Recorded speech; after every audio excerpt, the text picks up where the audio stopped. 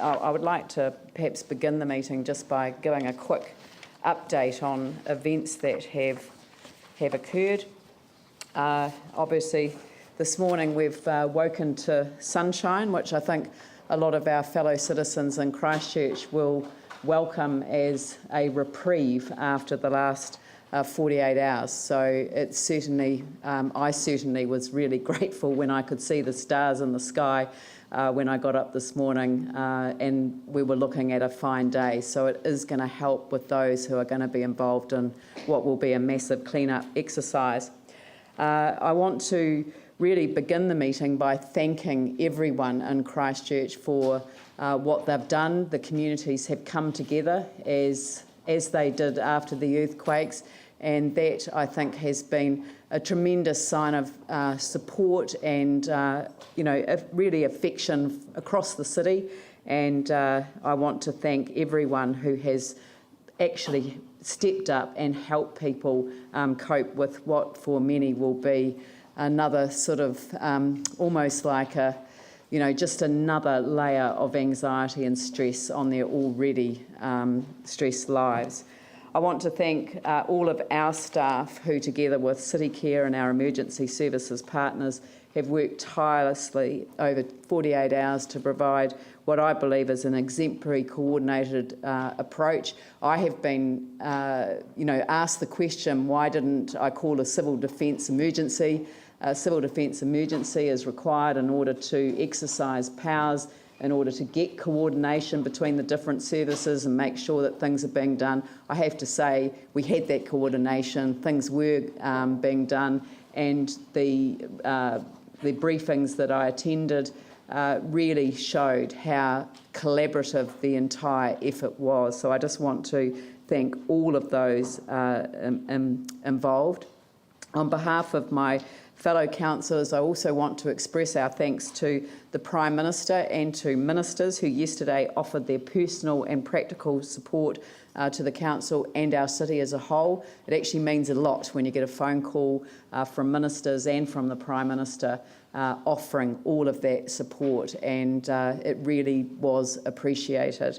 It was particularly appreciated that the Minister for Canterbury Earthquake Recovery came down to Christchurch, that he and I went out together. In fact, he drove, and my husband is still wondering how he got away with not having me giving directions, but there you go. But he was, I actually think it made a difference that the Minister and the Mayor are seeing the same picture at the same time. And we were able to look at it, consider it, and reflect on what it meant for the city as a whole. So I really value that, and I want to express my personal appreciation to the Minister for that. To visit some of the worst affected areas yesterday and hear really the desperation that was expressed to us by people who had just faced this over and over and over again.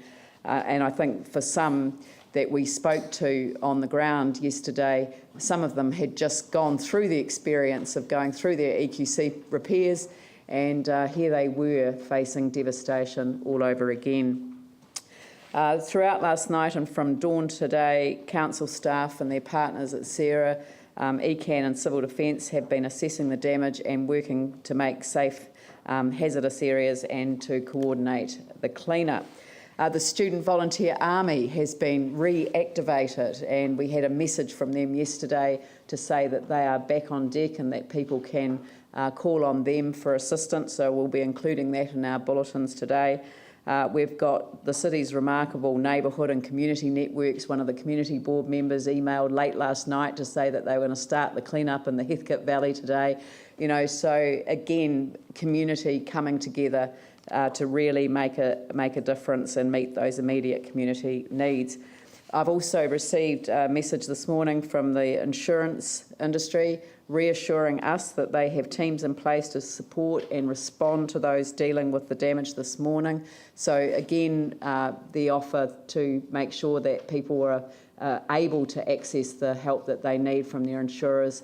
I mean, obviously the floodwaters have to recede before the damage can be assessed, but again, that was a very welcome message to receive. And of course, I applaud the Minister's announcement yesterday that he was reinstating the EQC emergency repair program for flood damaged homes. But these short-term measures are not enough. People commented yesterday that there weren't enough sandbags, but I have to say that the severity and the extent of yesterday's flooding really does highlight the problems that our city faces with respect to flood protection, and that goes way beyond sandbags. We couldn't have predicted with the forecast that we had the extent of the flooding that would occur. We've dredged 5,000 tonnes of silt out of Dudley Creek last year as part of the flood protection process, and I have to say that again, that wasn't enough. So there has to be a more significant solution for that area.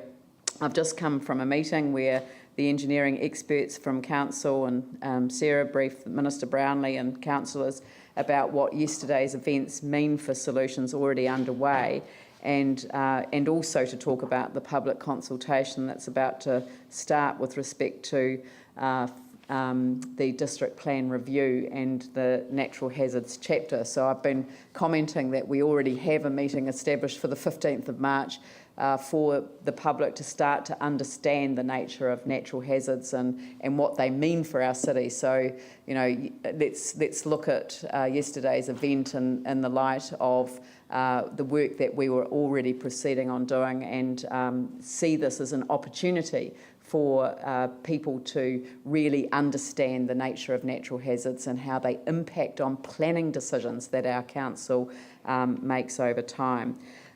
With respect to today's meeting, obviously we're we believe that there has to be intense collaboration between the Crown, the Council, Sarah, EQC insurers and all of the strategic partners.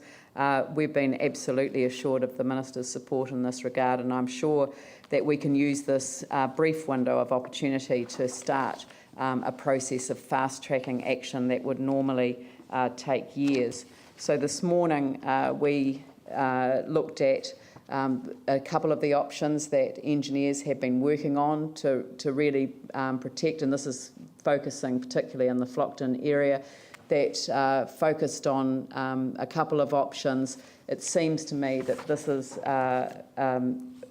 a time where we should actually consider the more resilient option for that community. There is the potential there to protect, up to 400 houses in that entire vicinity with some measures that would make a real difference. That would normally take years to deliver.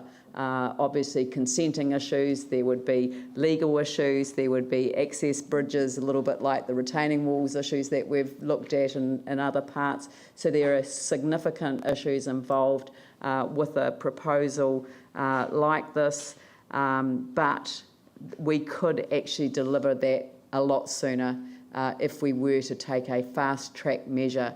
And one of the things that we discussed today was developing a private bill and taking that private bill through to Parliament that would give the Council the power to introduce these changes in a much more timely fashion and give people the comfort to know that not only will they have flood protection but for a 1 in 50 year event, but they will also have a much more amenity to their neighbourhood, so that we can actually improve the entire area, which would restore value to the area and make a significant change. So what we've listened to this morning, I've said that it's important that we get this in front of the Council as quickly as we can for a decision, and I've asked that a paper be ready for us to consider by the end of the month. That's how urgent it is. We actually have to get started on this process, And once we get to that stage and we have the commitment of government for looking for ways for fast-tracking that legislation, obviously with the consent of all parties, then I think we're looking forward to a real solution that will give people comfort.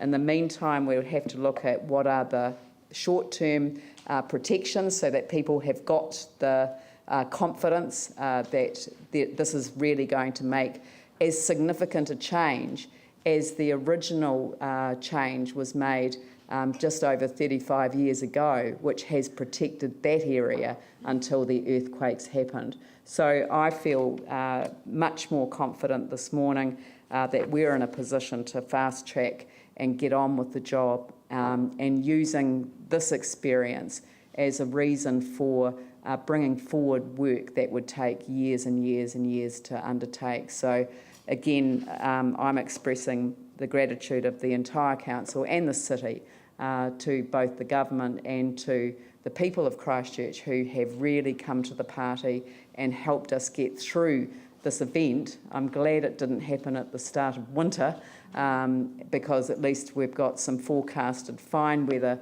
coming up, but it really has given us the wake-up call that I think we need to actually get on with the job, and our engineers are absolutely ready to take up that role.